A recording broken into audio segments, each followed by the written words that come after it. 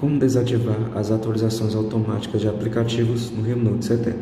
Então você pode desativar essas atualizações automáticas que ficam acontecendo às vezes com aplicativos que você nem utiliza, né? Às vezes você nem utiliza o aplicativo, mas ele está instalado e ele fica aí atualizando sozinho, às vezes gasta dados móveis e enche memória no seu celular. Então, para desativar essas atualizações automáticas, vem aqui na Play Store,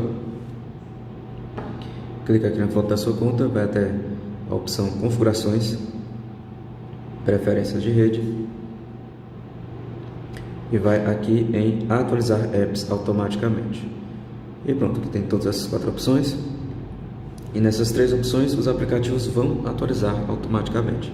E para desativar, é só escolher essa última opção, não atualizar apps automaticamente. E pronto, você vai ter que atualizar manualmente os aplicativos que você utiliza e quer que sejam atualizados.